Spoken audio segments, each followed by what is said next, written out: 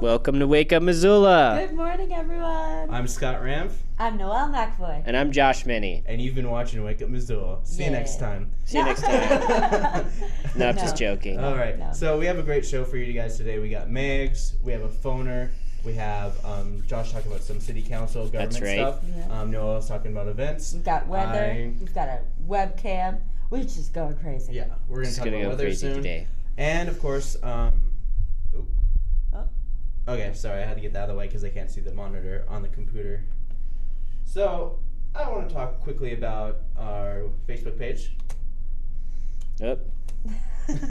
Oh, we're right back. Yep. There we go. Yep. Quick to the draw I am this morning. So they updated the new Facebook page. It basically tells us how many people, how many posts are each, and all this stuff. It's kind of updated by itself. It usually does that. Look us up at Wake Up Missoula on Facebook, and also we have a little thing about our summer camps. Very cool. Christian made this yesterday. Awesome.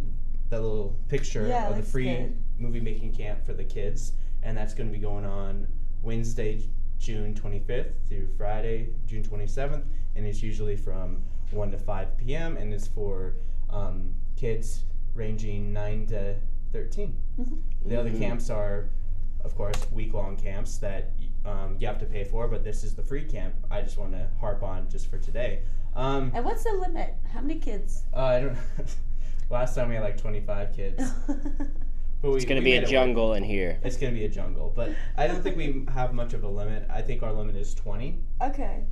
But that's just 25. Of course. I'm going to switch gears. I'm going to talk about Megs, but I just want to tease later on. I'm going to be showing from the vault, and it's a report that some kids did. It's but so of course, cute. they're older than all of us right now. But because it was in the 90s. And the summer of we have a report from the summer of '91 about Paxton School's wreckage. I'll talk more about that later. But for right now, I'm going to talk about the Sustainable Business Council lecture series, and the title is Beautiful Business, New Models for the Local Living Economics, and this is Judy Wicks. I only wanted to start a business that was a place where my friends could come and gather and eat wholesome food and have good conversations. That's about all I knew. So really my business taught me. And this is going to be tonight on MCAT at 7 p.m., followed by... You and I live in chronic diseases and self-inflicted diseases such as cancers, diabetes, obesity, hypertension, high blood pressure, coronary artery disease, and strokes are rampant. These conditions are nearly non-existent in Eastern Africa, as an example, and in many parts of the Third World.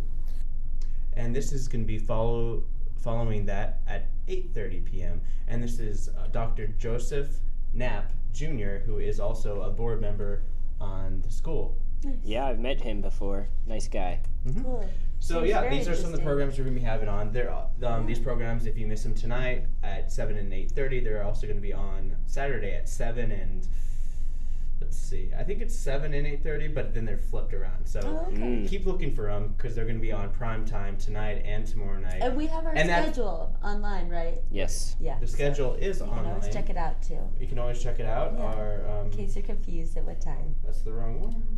There it is. Here's our schedule. If you guys want to look at it, you guys can. You have. Yeah, so you can always check that out to see what is going on at MCAT. What days? If you forget. And also what shows are going to be on. Yeah. Just look it up, MCAT.org, under the tab Schedule, Channel 7 or Channel 11, where you can find all sorts of great stuff. Great programming. Great stuff. Yep. So we're going to switch gears here, and we're going to talk a little thing about weather. Oh, yeah. So Josh has a little thing to talk about that right now. So you can just talk about it. So the weather today, it's going to be 37 degrees. Well, right now it's currently 37 degrees, and it's sunny out there. Yeah. Yeah, tonight looks like there's going to be a 20% chance of precipitation. Thunderstorms, low of 47. Saturday, high of 75. That's going to be nice, but thunderstorms are likely. 60% chance of precipitation. Saturday night, thunderstorms likely. 60% chance again of precipitation, and low of 47 degrees. Let's take a look at the webcam. Yep, this We is got a our webcam. live webcam. Yep, this is outside, so obviously it's sunny.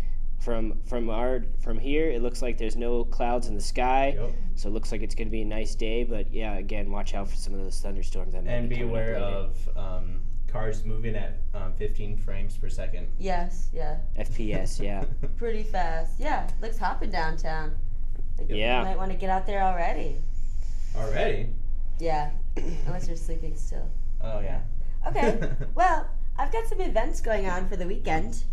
Today, Spectrum Discovery area is downtown, and it's on Front Street, and it's always got really cool, fun kid stuff going on. And so today they have 2 labs. One of them is how to make a neuron, and the other one is you learn about pressure. And so this Spectrum is open from 11 to 6, and children can have $3.50 per person, and children 3 and younger are for free. Yeah, so take your kid there. It seems like it's really cool. And tell me about it, because maybe I'll go too. Yeah, my sister-in-law's the director. So, Is she? Cool. Yeah, you guys should definitely check it out. I've been down there before. It looks like it's a ton of fun. It is a ton of fun. It's so much scientific knowledge. That And the you just employees get. the staff there are high energy. Yeah. And it's like kids have the coolest stuff going on, and I just wish adults had that too. Yeah. Now we have to pay for our science knowledge, you know. I mean, you have to pay for it here too, but it's like $3.50. Like, that's awesome. But I think being a kid now is a lot better than being a kid back in the day. Yeah. We had to do chores.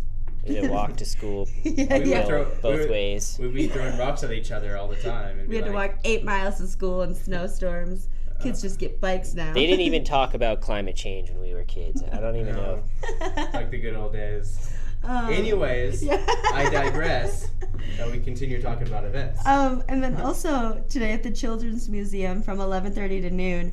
Every Friday they have Cultural Friday, where you get to like learn you get to do different activities and crafts, and you'll be focused on learning and exploring. So this week is Italy. Yeah, and so that's from 11:30 to 12.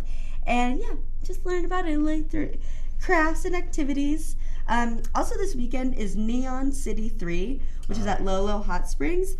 And this is just an electronic musical festival, music fest, where you can just listen to electronic music. Yeah, I have a couple friends that are going to that. Yeah. If you're into that, it's fun. But if you're not into it, don't go. Teenagers. Yeah, teenagers, ravers.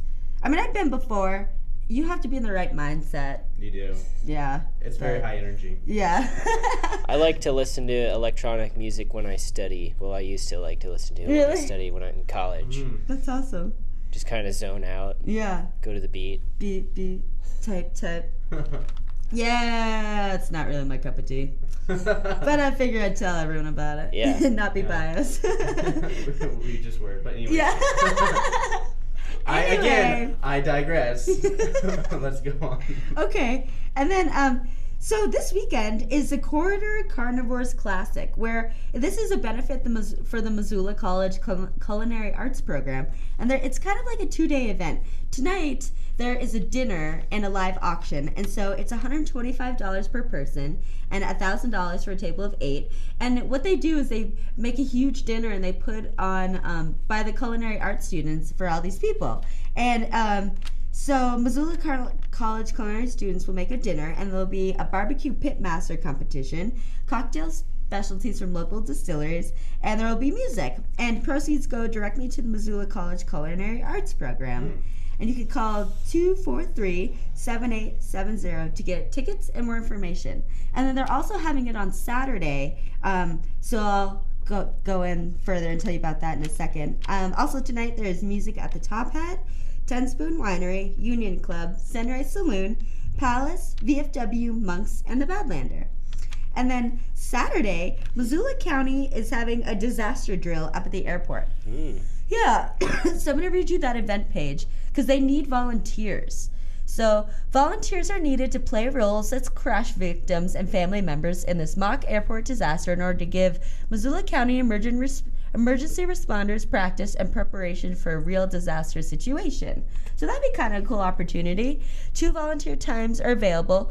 Victims of crash are from 7:45 to 11:30 a.m.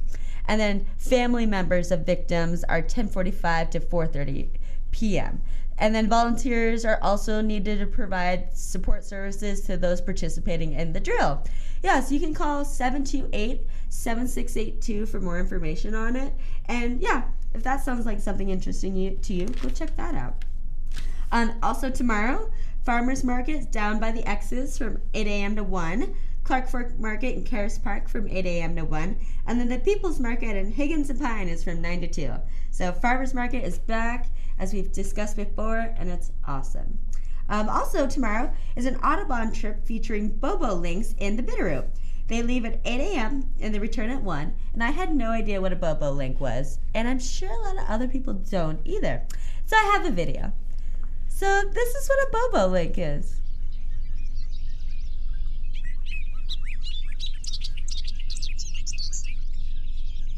Word. It's so cute. Yeah. And like when you listen to the chirp, you can like, that's so distinct. We hear it all over the place.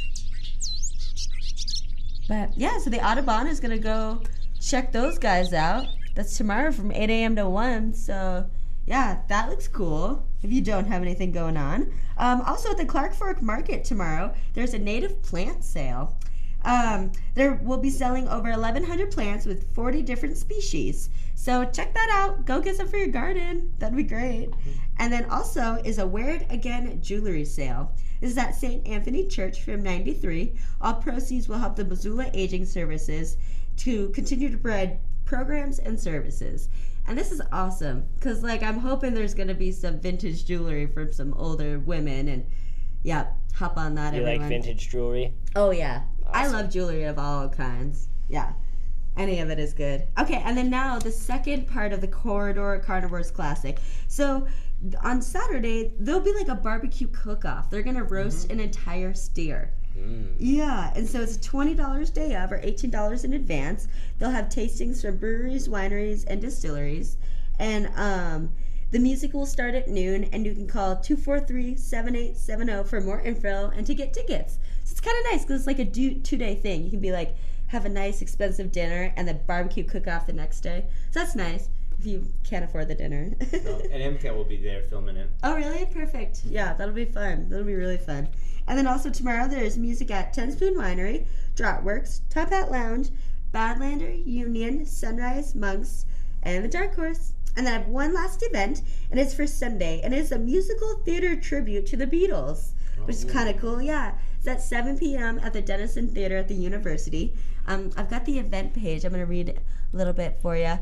So, In My Life, a musical theater tribute to the Beatles is award-winning smash hit musical biography of the Beatles as seen through the eyes of their manager, Brian Epstein, and featuring the live music of renowned tribute band Abbey Road. So this is just like an entire musical journey of the Beatles, like how their lives started and like how their band started and pivotal moments. And so you'll just like get to experience it all throughout this. Yeah, seems like it's really, really cool. Call 243-4051 for more information and ticket prices. I wasn't able to find out how much it was, but it seems like it's really cool. Yeah, so that's on Sunday, and those are the events for the weekend. Very nice. Yeah. All right, so I'm going to show from the vault, and while I'm showing from the vault, Josh is going to be looking. Well, we have we're going to get a phoner. Yeah, we're going to have a phoner. So right now, while we get our person on the phone, we're going to show a little video from the past. Cool. From Paxton when it was remade and rebuilt, but this is during the wreckage. Nice.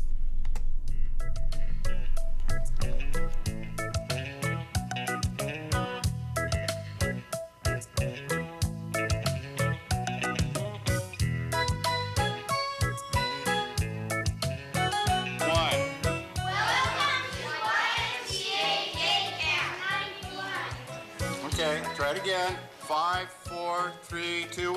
Hi, I'm Margaret Hanley McNabb. I love the Hanukkah Prime. Hi, I'm Simon Spalmberg. Say it again. Hi, I'm Simon Spalmberg. Shadow. I'm Minot Prime. One more time. Hi, I'm Noel Goodman. Hi, I'm Rick Schubert. Hi, I'm Tori Brewster. Say it again, Tori. Hi, I'm Tori Brewster. Now, and then as I go back down here,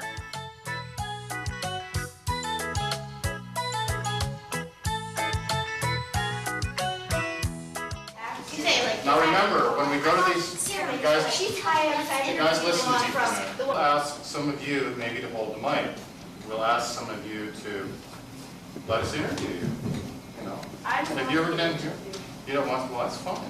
You come here often. But no, I want to finish what I'm saying. Are these kids good to drive with? Or are they? Yeah, I got to keep an eye on them all the time. Well, as a matter of fact. Oh, you better watch the road. Where are we going to? Accent! What? Accent! I wonder if it's still there, though. Could be a bunch of rubble. Could be a pile of garbage. Pile of garbage. Boy, I think it needs a paint job. What do you guys think? I think they're really letting this school go to head. Yeah, there's not much left of it. Yeah, that's where the doors used to be. There's a big truck right there, or a big skip loader. Well, what do you think about Paxson being wrecked? Well, I think they shouldn't have done it. I think they could have lived with it. Well, do you think it was too old or anything like that? Well, it was getting kind of crowded. What do you think about Paxson being wrecked? Well, Paxson really was a nice school, but I don't really think it should be torn down. And did you go here? No, Do you think the new school will be better? probably not. It would probably just be like the old school was. Well, I only went there for 3 days, and then they sent me over to Roosevelt because there were too many third graders. So, How did you feel about it? well, it was kind of sad because see all the school go down that was so old. Yes, I see. Well, do you think the new Paxton will be a lot better than this? Yeah, it'll have so much room in it, and it'll be a lot better. Hi, I'm Tori Booster from Voyager New. Did you go to Paxton School? No, I've never really been to Paxton School. I live up towards the Rattlesnake area, and I think that Paxton was one of the better schools that were around this area.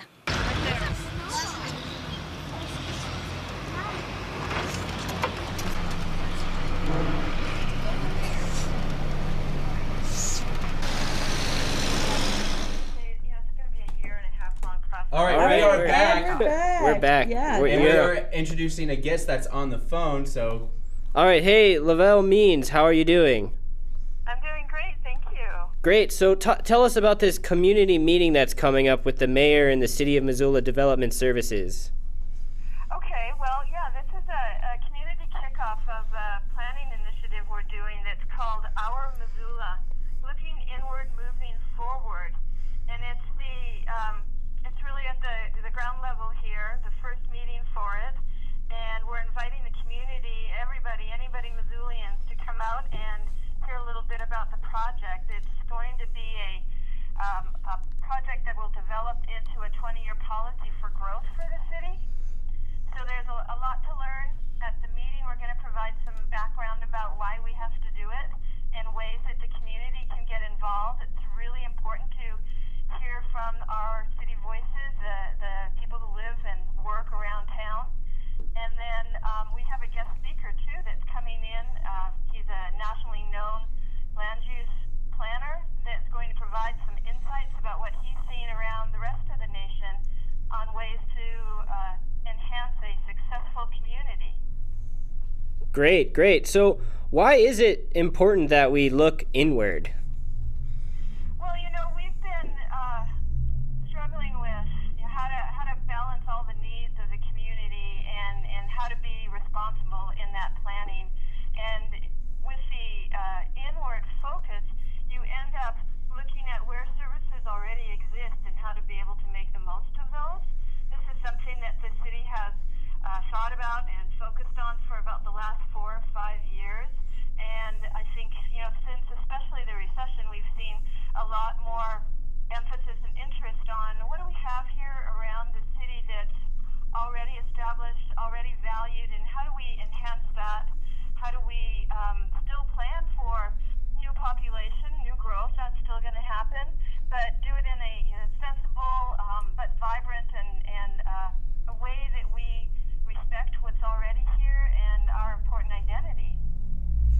Great. That's awesome. Totally. This is also a way that, all the services that the city provides can kind of get a comprehensive plan going forward. So this process, this policy process, is intended to really look at all of our services, the ways that we think of what makes up a community. So there's aspects that deal with safety and wellness and housing and transportation and natural resources. So we really kind of cover the gamut of how the city grows and provides service as well. Yeah, that's a lot. That's definitely a lot to take on. Yeah. It's a lot, and we have a lot of help to be able to do it, and we have some time to do it. Good. So we're going to just pick away at the process a little bit at a time. We're going to have different ways that the community can get involved by coming out to meetings like next Wednesday, or even getting even more directly involved by being on focus groups to help with some of those specific things I mentioned, or watching our process online and having some kind of online conversations. So there's going to be a lot of ways throughout the next year that they'll see us, ask us questions, and we will ask questions of the community. Okay, so for our audience, what is the website, and where can people go to find more information about this? Sure. The website is ourmissoula.org. So that's O-U-R, Missoula.org. And they can call the Development Services Office at 552-6630 or call me directly at 552-6628. The kickoff meeting is, as I said, it's next Wednesday evening from 7 to 4. That's the program.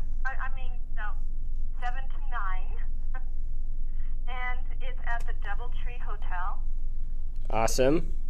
And it's going to have the keynote speaker who's, what's his name, Ed McMahon? His name is Ed McMahon. Okay. Yes, he's with the Urban Land Institute. He knows a lot about what's going on around the country. He's an inspiring and thought-provoking speaker and leading authority on economic development and land use policies and trends. He's spoke to other communities of similar size like this. I think he's really going to know where we're coming from and be able to educate and provide some inspiration for this process. Very cool, very cool. Before you go, I just wanted to ask, what are some specific things that you're going to be looking at doing? Like in terms of construction or what you're building around the city, or what kind of implementations you're going to make? So we don't have any specific projects or next steps after this process is done, but the kinds of things that we could be looking at is, how do we provide or think about our changing population, aging population, and providing housing incentives for senior housing or different household sizes. So this is an education piece, so more of the community knows what we're planning for as populations change in the future. Another thing we can be thinking about is how do we do a better job of relating our land uses to our transportation systems and our transit, and making better connections between where development is happening and where transit routes are. So those are a few examples for you, maybe. Okay, great. Well, before you go, if you want to just plug your event one more time, and then we'll let you go, Lavelle. Okay, well, this is a community kickoff meeting that we are holding next Wednesday evening from 7 to 9, and it is at the Doubletree Hotel. Doors will open at 6:30, but the program again is at 7, and it is an opportunity to hear about what this project will be in a little more detail, how the community can get involved, and especially hear from our keynote speaker, Ed McMahon. Great. Well, hopefully we'll hear from you again as this process continues to go forward, and well, thank you for being on the show. I hope so. Thank you so much for having us. Alrighty, have a good day. You too, thanks. Bye. Bye. Thanks. All right. So that we have was some more City government, I'll take that from you. Okay. All right, so switching of the mice. The mice. Well, that'll be really interesting. I'm excited to see like what they're gonna come up with for changing Missoula. Yeah, definitely. So, speaking of changing Missoula, we're going to be talking about wayfinding. So, the Economic Development Subcommittee talked about the new wayfinding system. And if you've watched our show before, if you've watched it before, we've talked about wayfinding before. And we've shown it on MCAT plenty of times through our city council, all that stuff. Yeah. And I've shot a couple shoots about it, so there's just a whole bunch of information. So there's lots of ways that we've talked about wayfinding, indeed. So the first clip I've got is from Linda McCarthy, and she is talking on behalf of Destination Missoula. So she kind of introduces the wayfinding project. So let's listen to Linda McCarthy. The private businesses can't be part of the wayfinding.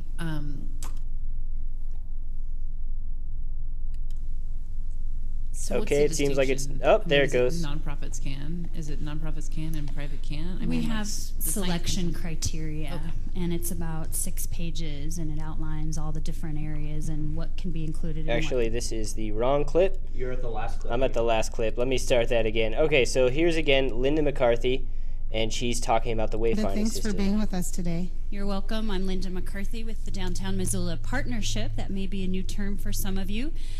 That is our restructured organization that includes the Missoula Downtown Association, the Downtown Business Improvement District, and the Missoula Downtown Foundation, all of which we run out of our office, and we have one staff serving all three. I am here today on behalf of Destination Missoula, our Convention and Visitors Bureau, to which I serve on the board of directors and have helped lead us through a planning process on a community-wide wayfinding system. Now, wayfinding is a term you may not be familiar with, but if you flipped it around, it would be finding your way. You know, it's something that we've been working on, I hate to tell you this, but for 3 years.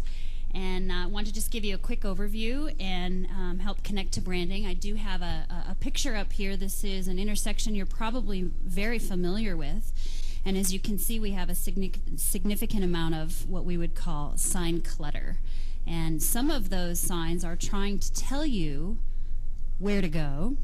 They're trying to control traffic and transportation. And they're also trying to tell you what we're known for. So it's kind of a good example of what not to do. And then when you think about how you find your way from a certain place, you know, you start on the exterior in a portal, you move to vehicular directional signage. Oftentimes you are using public transportation, and then you move into a pedestrian role, and then you arrive at your destination. So that's kind of a... Okay, so that's Linda McCarthy talking about the wayfinding process. And now she's going to be talking about how they study different communities and how they assess the economic impact of wayfinding in those communities. We also did in our research, we studied 12 different communities that had done wayfinding, and a number of them are comparable to Missoula, and many of them are much larger than Missoula. We looked at places like Bloomington, Indiana, Providence, Rhode Island, Raleigh, North Carolina, Milwaukee, Wisconsin, Greenville, South Carolina. So we looked at a lot of other places that had gone through this in recent past. And we also did a little bit of work on assessing the economic impact of wayfinding in other communities. And in Camden, New Jersey, on their waterfront, they just did a wayfinding system on their waterfront. What they saw was a 30% increase in visitation, and that secondary destinations saw the greatest benefit, those destinations that maybe your community is not known for. And then in Asheville, North Carolina, after they implemented their system, 87% of the 4,000 plus community members said they would explore more because of wayfinding. They were learning things about their community that they didn't know that they had.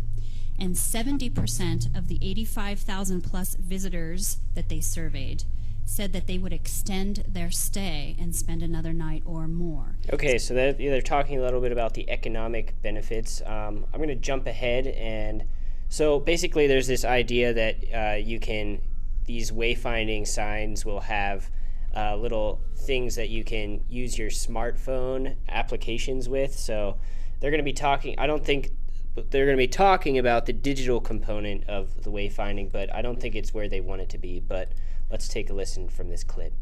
How does the digital component work? Why would you ask me that?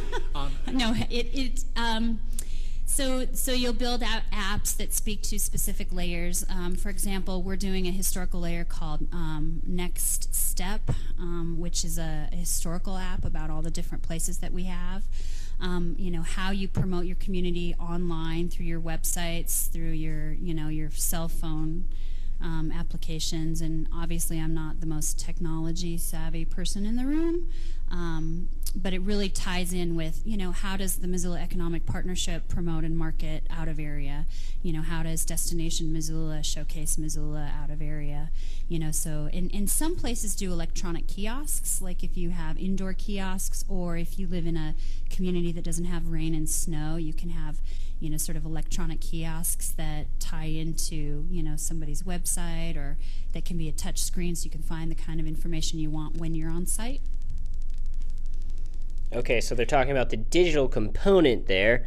And they're going to be, so you probably are wondering to yourself how, in terms of private businesses, will there be wayfinding for private businesses, or is it only going to be for government, city organizations, or educational organizations? Well, they talk about how they are going to deal with this.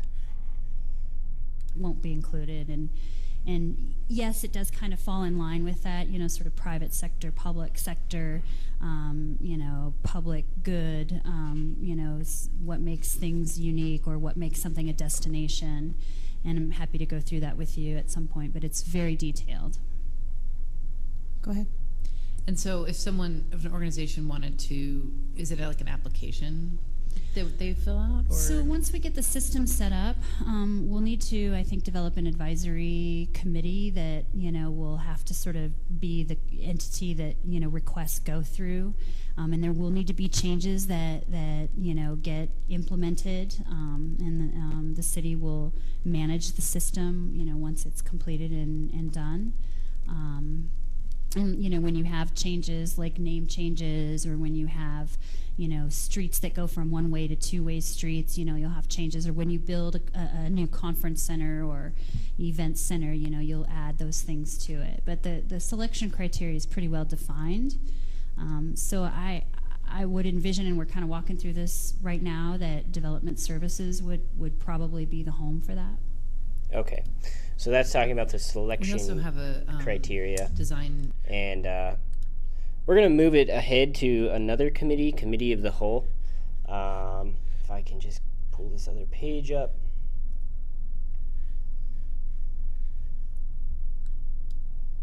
Let's see. Nope, that's not it. Just scroll down. It should be right there. Yeah. Okay, great.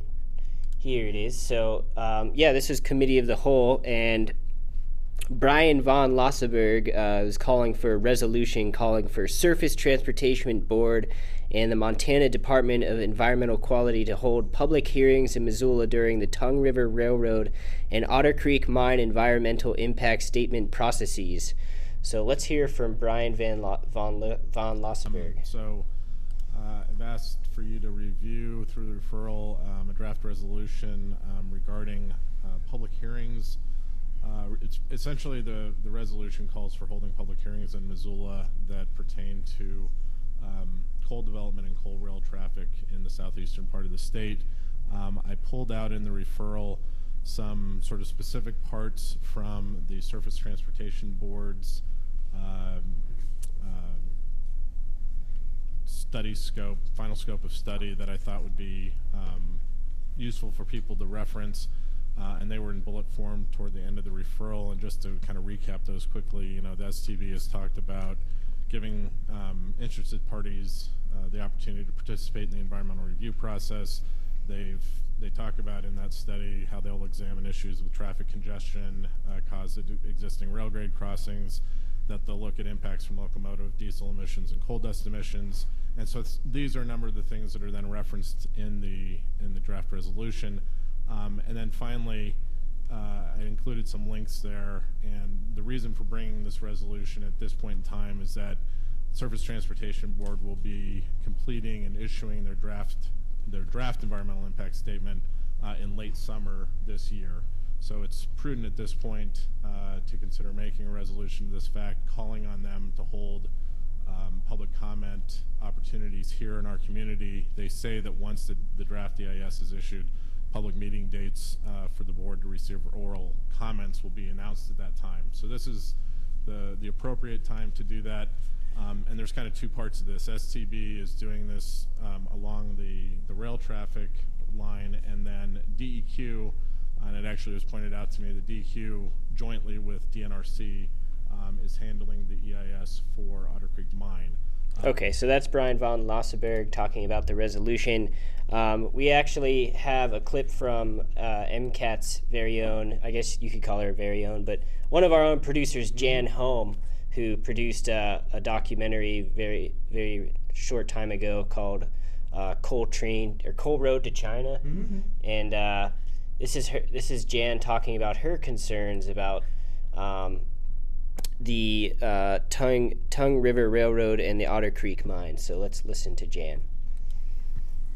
My name is Jan Holm. I live at 16 Greenbrier Lane in Missoula. And I want to thank you, Mr. Van Lossberg, for bringing this item to our attention with the possibility of us taking action on it. The reason I'm speaking today is because I want to talk about how Missoula has specific problems or specific conditions which may affect us if the Otter Creek mines and the Tongue River Railroad go through. And none of those are givens at this point, fortunately. I think so much of that depends on whether or not the Pacific terminals are approved.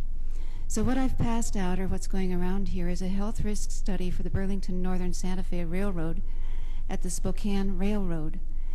And what this study does is it looks at the possibility or the potential for getting cancer based on the distance from the rail yard. They have a rail yard in the center of their city. We have a rail yard in the center of our city. Right now we have, I think, approximately 20 trains a day going through. If the coal mines are built, and if the railroad is built, that number will go up from 20 to 40 additional trains a day, or possibly as high as 67. That's the highest I've seen, which I can't believe could happen. Anyway, the situation at Burlington Northern Santa Fe in Spokane is that if you live 900 feet from the rail yard, your chance is about 10 times as high as getting some form of lung cancer as it is if you live outside of 2 miles away from the rail yard. They currently have about 50, I called the people with Burlington Northern Santa Fe in Spokane, and they said that they currently have between 55 and 60 trains a day. I think our number, if these things go through, would be very close to that number, and we might possibly be looking at similar problems. There are a lot of other variables, but just that information alone is enough to make me concerned. It affects property values, it affects human health, it affects the children most of all because they breathe in more air for their body weight, and they're more active, and they're in the process of development. These things all concern me, and for this reason I want Missoula to have a say in what happens here, and I think it's really important that we be given that opportunity. Thank you. So that was Jan Holm with a very succinct and very good speech, I think. Mm-hmm. And here's our last comment. It's from Nick Inglefield, who represents 350 Missoula, which is a sub-organization of 350.org. So let's hear from Nick. I think a lot of the key issues really well. I just really want to emphasize that when it comes to a lot of these effects, whether it's coal dust, diesel emissions, climate change for that matter, these are going to affect communities up and down the rail line. But Missoula is really going to be disproportionately impacted because of the MRL rail yard. And fueling station that we have here right across the street from residential areas. And so I think that when we look at giving folks in this half of Montana a chance to give comment at a public forum, as is requested in this resolution, Missoula is a very logical place to do that because of the disproportionate impacts on our community. I think it's very reasonable to request this of the DEQ and the SDB. So thanks for considering this resolution. Hope to see it up in front of the full City Council soon. Thank you. All right, so that was our City Council bit for this week. There are plenty more meetings that happen on Wednesday that will show you some clips from next Monday because there's so much of it that we want to share it all. So we'll have some more City Council stuff for you on Monday. Sounds good. All right. Yeah. So before we go, I just want to tease next week. We're going to have a guest from Downtown Missoula Association. They're going to be talking about Terrace Park.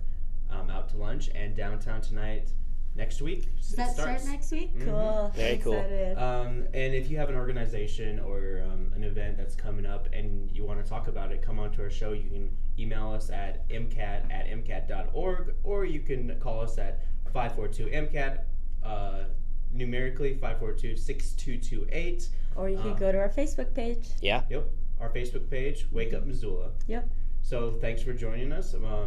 Once again, this is Wake Up Missoula. I'm Scott Ramp. I'm Noelle McAvoy. And I'm Josh Minnie. Thanks, everyone, and have a great weekend.